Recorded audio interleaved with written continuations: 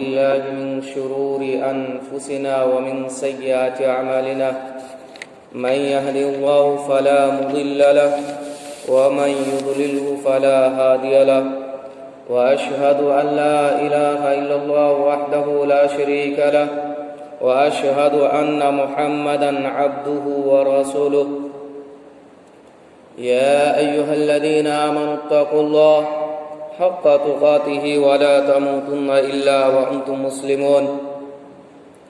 يا أيها الناس اتقوا ربكم الذي خلقكم من نفس واحدة وخلق منها زوجها وبث منهما رجالا كثيرا ونساء واتقوا الله الذي تساءلون به والأرحام إن الله كان عليكم رقيبا يا أيها الذين آمنوا اتقوا الله وقولوا قولا سديدا يصلح لكم أعمالكم ويغفر لكم ذنوبكم ومن يطع الله ورسوله فقد فاز فوزا عظيما أما بعد فإن خير الحديث كتاب الله وخير الهدي هدي محمد صلى الله عليه وسلم وشر الأمور محدثاتها وكل محدثة بدعة وكل بدعة ضلالة وكل ضلالة في النار فأعوذ بالله السميع العليم من الشيطان الرجيم من حمده ونفخه ونفثه بسم الله الرحمن الرحيم قاف والقرآن المجيد بل عجبوا أن جاءهم منذر منهم فقال الكافرون هذا شيء عجيب أئذا متنا وكنا ترابا ذلك رجع بعيد قد علمنا ما تنقص الأرض منهم وعندنا كتاب حفيظ وقال النبي صلى الله عليه وسلم من شهد الجنازة حتى يصلي عليها فله قيراط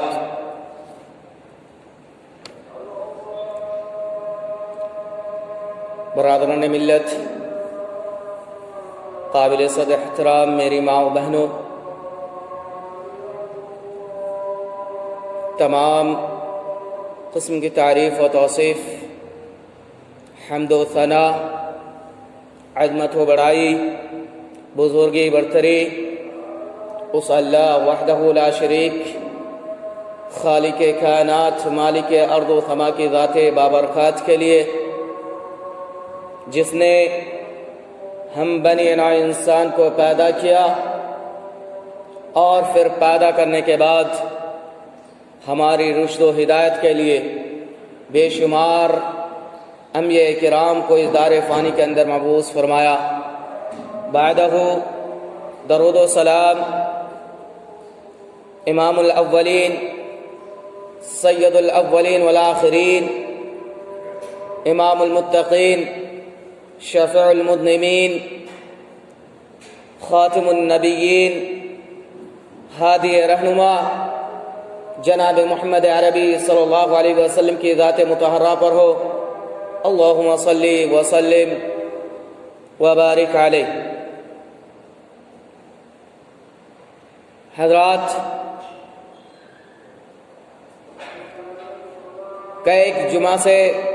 ہمارا جو موضوع چل رہا ہے وہ یہ کہ ہمارے گھروں میں میت ہو تو ہم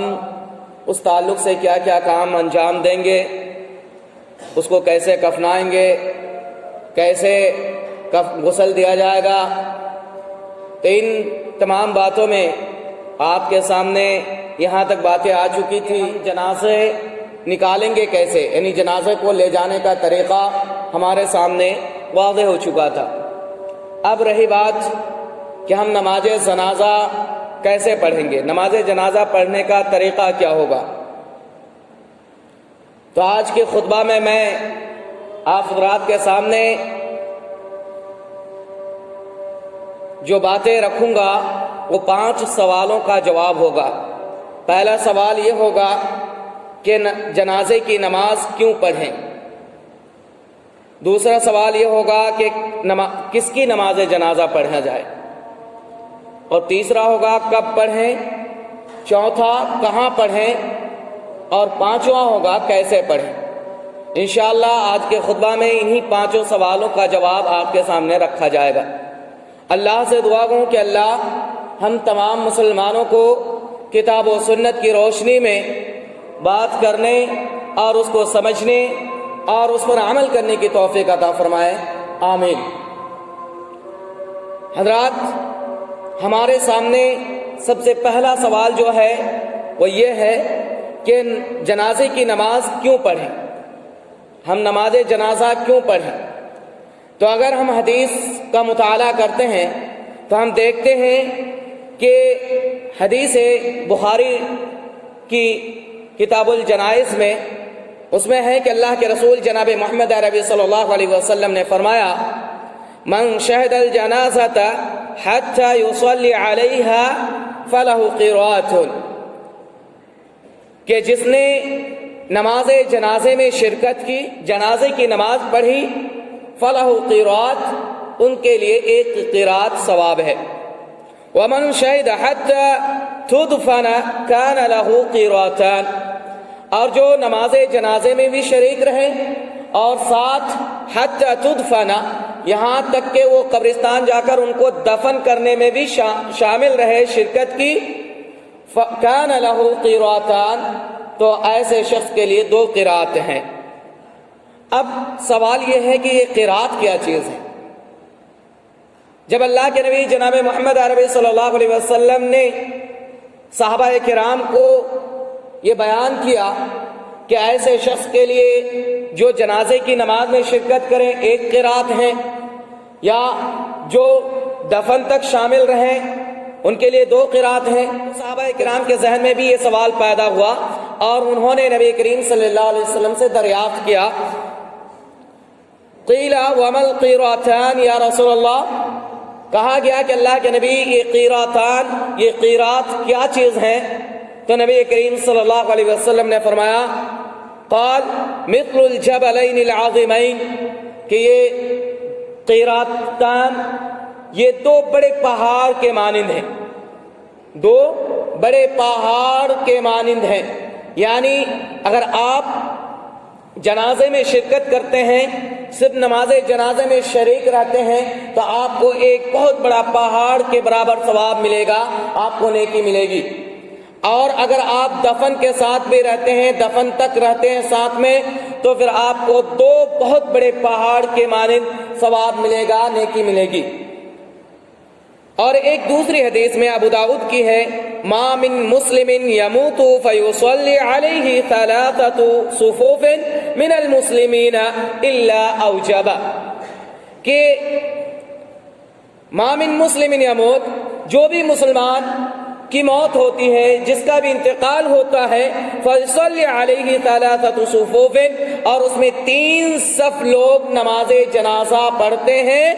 من المسلمین، مسلمانوں میں سے، الا اوجبا، تو ایسے شخص پر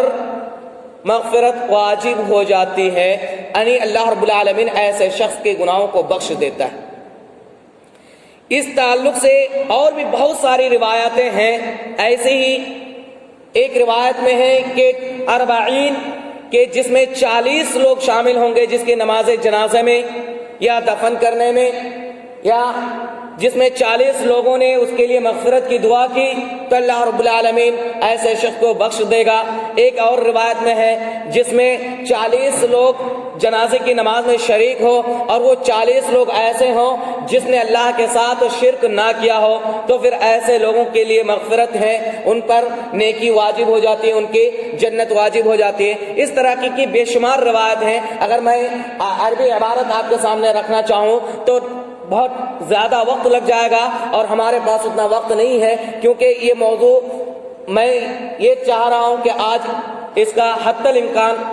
اختتام ہو جائے، کیونکہ آگے کا جو موسم ہے، جو وقت آ رہا ہے، اس میں یہ گنجائش نہیں ہے کہ اس موضوع کو جاری رکھا جائے، تاہم کوشش یہی رہے گی کہ آج ہی اس موضوع کو ختم کر دیا جائے۔ تو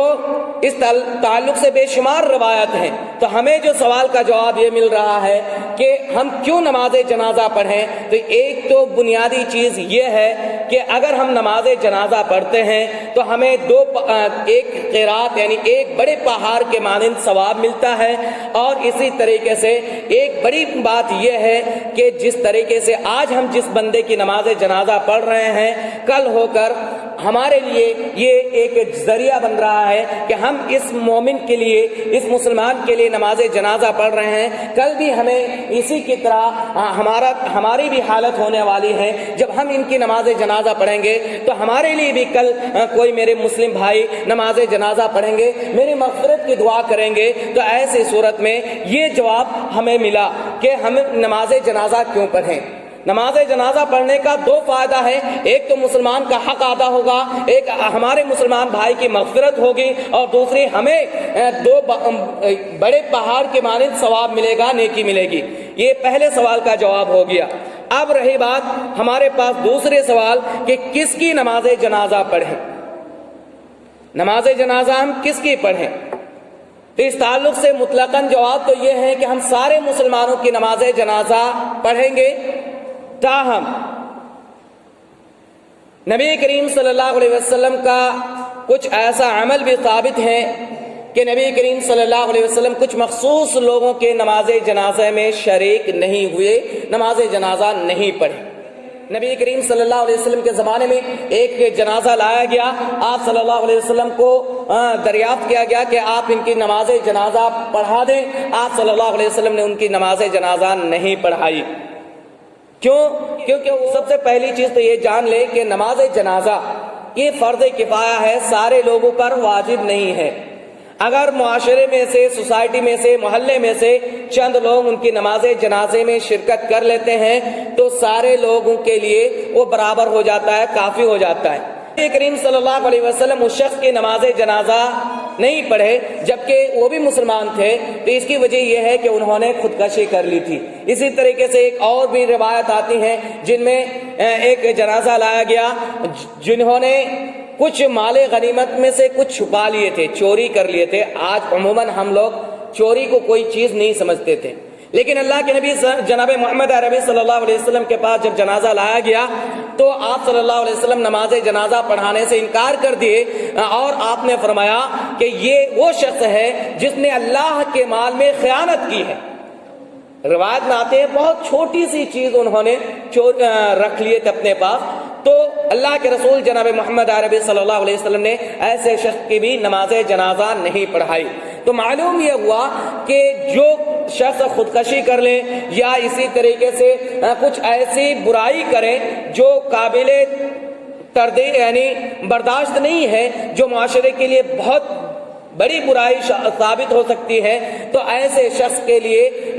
وہ بڑے شخص جو معاشرے کے لیڈر ہیں یا مانے جانے شخص ہیں، متقی پرہیزگار ہیں، ایسے شخص کو چاہیے کہ ان کی عبرت کے لیے نماز جنازہ نہ پڑھے، تاہم کچھ مسلمان ان کی نماز جنازہ پڑھ لیں گے، جیسے کہ صحابہ کرام نے ان کی نماز جنازہ پڑھی، صرف اللہ کے رسول جناب محمد عربی صلی اللہ علیہ وسلم نے نہیں پڑھائی۔ تو کچھ لوگ ان کی نماز جنازہ پڑھ لیں گے اور ان کو دفن کر دیں گے تاکہ دوسروں کے لیے عبرت ہو جائے، یہ ایک نشانی ہو جائے کہ اس بندے نے ایسی حرکت کی، تو ہمارے لیے یہ نیک لوگ، یہ متقی پرہیزگار لوگ ہمارے ان کے نماز جنازے میں شریک نہیں ہوئے، ہمارے لیے مغفرت کی دعا نہیں کی،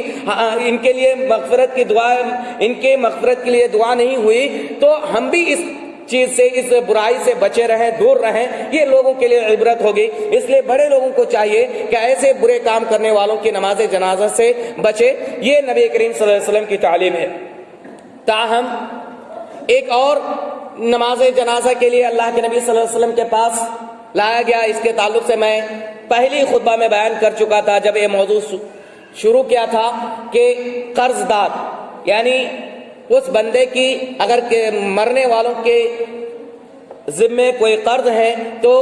ایسے شخص کی نماز جنازہ اللہ کے نبی صلی اللہ علیہ وسلم نے نہیں پڑھائی جب تک کہ کسی دوسرے نے اس کے قرض کی ذمہ داری لے لی کہ میں اس کے قرض کو ادا کر دوں گا، پھر اللہ کے نبی جناب محمد عربی صلی اللہ علیہ وسلم نے ان کی نماز جنازہ پڑھائی۔ تو قرض دار شخص کی اور یہ چاہیے کہ ورثہ اگر کسی بندے پر قرض ہے تو ان کے ورثاء یا ان کے رشتہ دار ان کو چکا دے۔ اس تعلق سے تفصیل سے بات آ چکی تھی۔ اب ایک اور مسئلہ ہے اس میں کہ بچہ جو مادر رحم جو بچہ پیدا ہوتا ہے یا تو مردہ ہوتا ہے یا پیدا ہونے کے بعد ہی انتقال ہو جاتا ہے، تو ایسے بچوں کے تعلق سے اس تعلق سے بات یہ ہے کہ اگر بچہ مادر رحم میں 4 مہینے کے ہو گئے ہیں، 4 مہینے کے بچے ہیں اور وہ مردہ پیدا ہوتا ہے تو ان کی نماز جنازہ پڑھی جائیں گی، ان کی نماز جنازہ پڑھی جائیں گی۔ تاہم اگر نہ پڑھے تو کوئی حرج نہیں ہے، لیکن پڑھ لینا بہتر ہے، یہی علماء کا فتویٰ ہے۔ اسی طریقے سے اس تعلق سے بچوں کی نماز جنازہ کے تعلق سے کئی ایک روایت آتی ہیں جن میں کچھ لوگوں کا نماز جنازہ پڑھایا بھی گیا ہے، اور ایک روایت نبی کریم صلی اللہ علیہ وسلم کے لڑکے کے تعلق سے آتا ہے کہ حضرت ابراہیم کا جب انتقال ہوا تو اللہ کے نبی صلی اللہ علیہ وسلم ان کی نماز جنازہ نہیں پڑھی، تو اس سے لوگ استدلال کرتے ہیں کہ بچوں کی نماز جنازہ نہیں ہے۔ تاہم اس کے مخالف بھی روایت ملتی ہے جس میں بچوں کی نماز جنازہ پڑھائی گئی ہے، تو اس کا مطلب جب حضرت ابراہیم کی نماز جنازہ نہیں پڑھائی گئی تھی تو بعض علماء اس سے یہ کہتے ہیں کہ چونکہ، اور یہ واضح حدیث بھی ہے کہ اس موقع پر سورج کا گرہن ہو گیا تھا، جس کی وجہ سے اللہ کے نبی جناب محمد عربی صلی اللہ علیہ وسلم نماز جنازہ نہیں پڑھ پائے تھے، تو یہ اس سے استدلال کرنا کہ نماز جنازہ نہیں پڑھنی ہے صحیح نہیں ہوگا۔ تاہم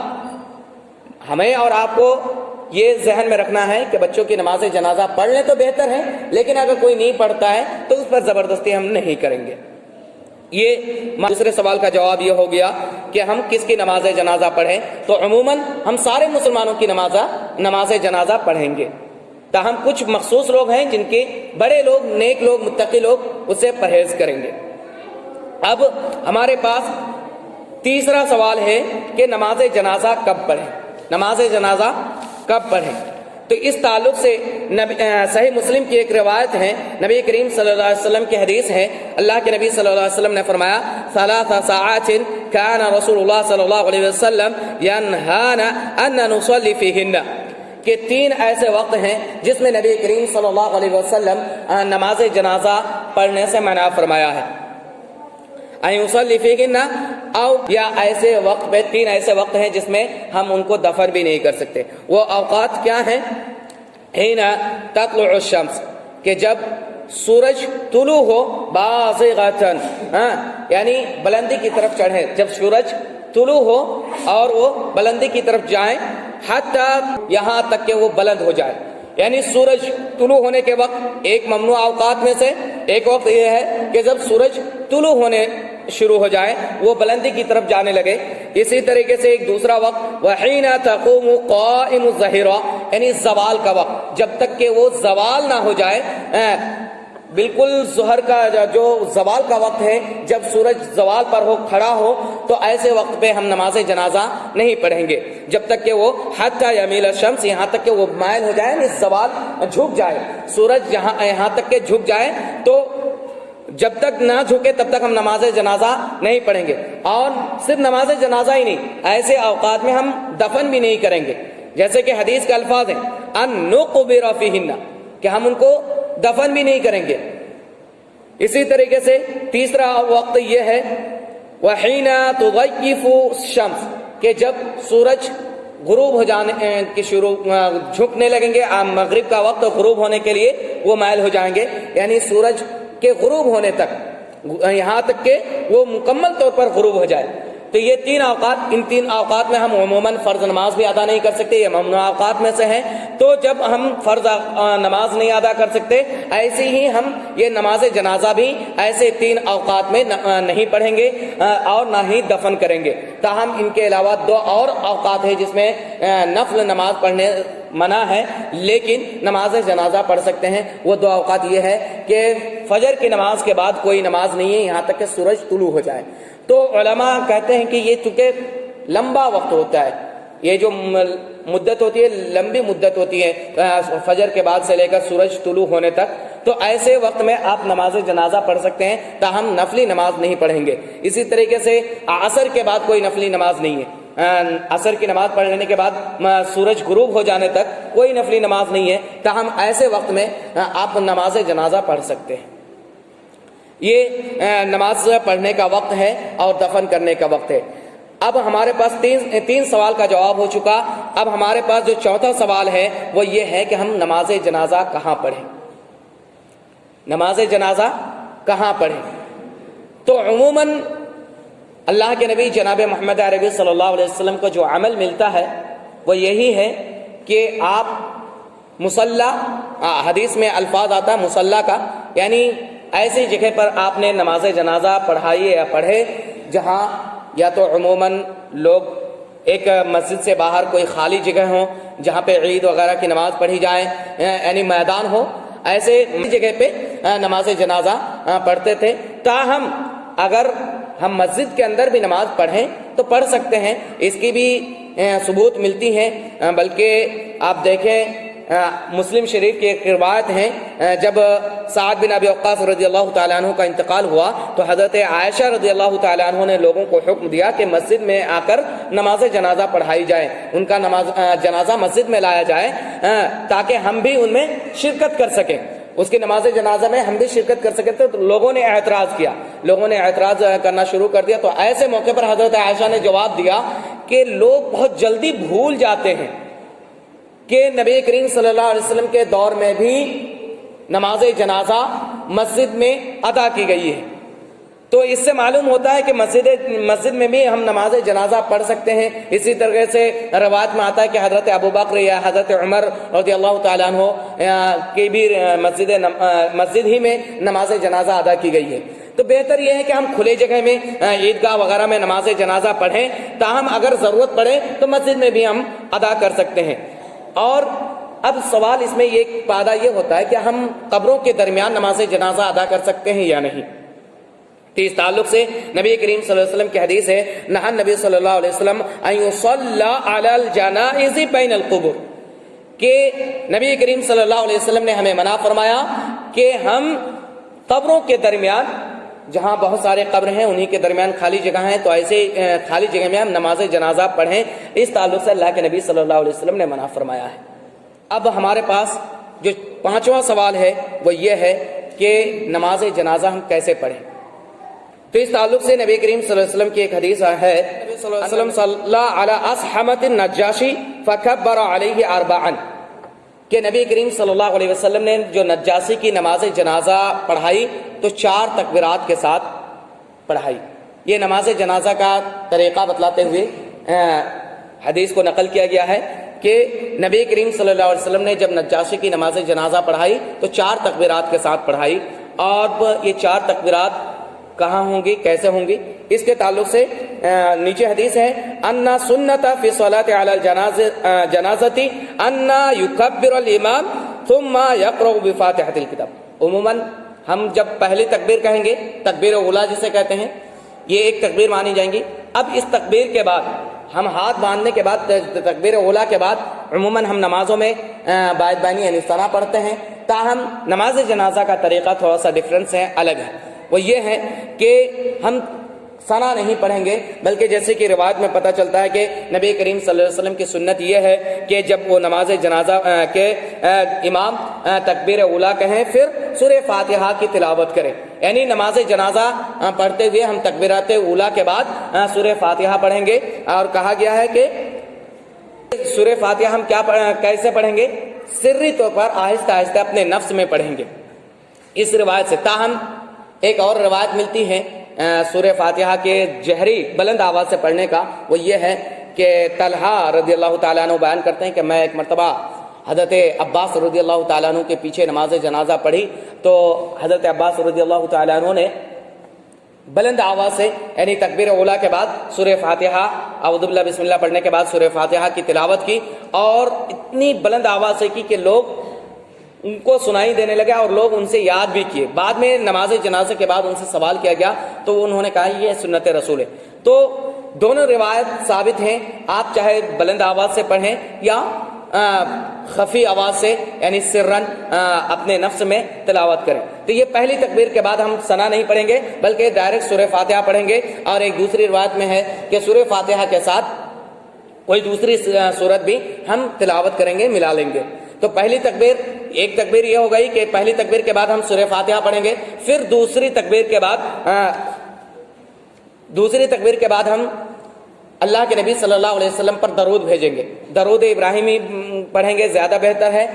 اور یہی درود ابراہیمی زیادہ ثابت ہیں. عمل بھی اللہ کے رسول صلی اللہ علیہ وسلم یا صحابہ کرام کا عمل بھی اسی میں ملتا ہے کہ درود ابراہیمی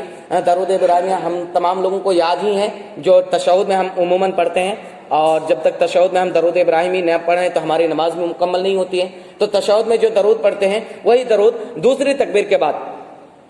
یہ دو تکبیر ہو گئی, دوسری تکبیر کے بعد ہم درود پڑھیں گے. پھر ایک مرتبہ اللہ اکبر یعنی تیسری تکبیر پڑھیں گے. تیسری تکبیر کے بعد حدیث میں آتا ہے یخلص لہ الدعاء, کہ میت کے لیے, جنازہ کے لیے دعا کو خالص کرے, یعنی خلوص نیت سے دعا کرے, ایک دم خالص نیت سے دعا کرے. سب سے پہلی بات, اب بہت افسوس ہوتا ہے کہ ہم میں سے بہت سارے لوگ ایسے ہیں کہ نماز جنازے میں تو شریک ہوتے ہیں, لیکن ہم جنازے پڑھتے ہوئے دوسروں کو تو چھوڑیے, ہم اگر اپنے والدین یا اپنے ماں باپ میں سے کسی کے نماز جنازے میں شریک ہوتے ہیں تو اپنے ماں باپ کو بھی دھوکہ دیتے ہیں. میں یہ کیوں کہہ رہا ہوں کہ دھوکہ دیتے ہیں؟ ہم میں سے کسی کو, بہت سارے لوگ ایسے ہیں, 99% ابھی معاشرے میں ہیں کہ نماز جنازے کی دعا یاد نہیں ہے. صرف دیکھا دیکھی ہم نماز جنازے میں شریک ہو جاتے ہیں, اپنے ماں باپ کی نماز جنازے میں بھی شریک ہو جاتے ہیں, لیکن ان کے لیے مغفرت کی دعا نہیں کر پاتے کیونکہ ہمیں نماز جنازے کی دعا یاد ہی نہیں ہے. افسوس ہے کہ لوگوں کو تو دھوکہ دیا, لیکن جس نے ہمیں بچپن سے لے کر جوانی تک ہماری پرورش کی, ہمیں پالا پوشا, اور وہ ماں جس نے 9 مہینے تک ہمیں پیٹ میں رکھا, ان کو بھی ہم دھوکہ دینے سے گریز نہیں کیے کہ ان کے نماز جنازے میں ہم ان کے لیے دعا نہیں کر سکے. اور یہ بچوں کی غلطی تو ہے ہی, اپنے والدین کی بھی غلطی ہے کہ ان کو ہم نے دینی تعلیم سے نہیں جوڑا, دینی تعلیم سے ہم نے نہیں جوڑا. تو ہم مسلمانوں کو چاہیے کہ کم سے کم ہم اپنے بچوں کو دینی تعلیم اتنا دلائیں کہ کم از کم اپنے نماز جنازہ میں تو شریک ہو سکے, یا اپنے نماز جنازہ تو پڑھا سکے, ہمارے لیے مغفرت کی دعا تو کر سکے. اتنا تو دینی تعلیم کم سے کم اپنے بچوں کو دلانے کی کوشش کریں. تو یہ مسئلہ ہمارے معاشرے میں بہت زیادہ عام ہے کہ ہم میں سے بہت سارے لوگ نماز جنازے کی دعا نہیں معلوم, تو اس کو سیکھنے کی کوشش کریں. تو تیسری تکبیر کے بعد ہم کیا کریں گے, جنازے کے لیے, میت کے لیے دعا کریں گے. اور ان کے لیے جو دعا ثابت ہیں, کئی دعا ثابت ہیں, جن میں سے مشہور دعا یہ ہے کہ اللہم اغفر لحینا ومیتنا وشاہدنا وغائبنا وصغیرنا وکبیرنا, یہ والی دعا مشہور ہے, اس کو ہم پڑھیں گے. اس کے بعد چوتھی تکبیر, اس دعا پڑھنے کے بعد, میت کے لیے خالص دعا کرنے کے بعد چوتھی تکبیر پڑھیں گے, اللہ اکبر کہیں گے, اس کے بعد ہم سلام پھیر دیں گے. یہ 4 تکبیریں ہوئی. پھر میں ایک ریپیٹ کر دیتا ہوں ان 4 تکبیروں کو. فرسٹ تکبیر تکبیر اولا, اس کے بعد ہم سورہ فاتحہ پڑھیں گے اور کوئی دوسری سورت پڑھ لیں گے. پھر اللہ اکبر, یہ دوسری تکبیر شمار ہوں گی. اس کے بعد ہم نبی کریم صلی اللہ علیہ وسلم پر درود بھیجیں گے. اور پھر تیسری تکبیر, درود بھیجنے کے بعد, درود پڑھنے کے بعد ہم تیسری مرتبہ اللہ اکبر کہیں گے. یہ تیسری تکبیر ہوں گی. اور تیسری تکبیر کے بعد ہم میت کے لیے دعا کریں گے. اور پھر دعا مکمل کرنے کے بعد ہم پھر ایک مرتبہ تکبیر کہیں گے. یہ چوتھی تکبیر ہوں گی. اور اس چوتھی تکبیر کے بعد سلام پھیر دیں گے. یہی سنت رسول سے نماز جنازہ کا طریقہ.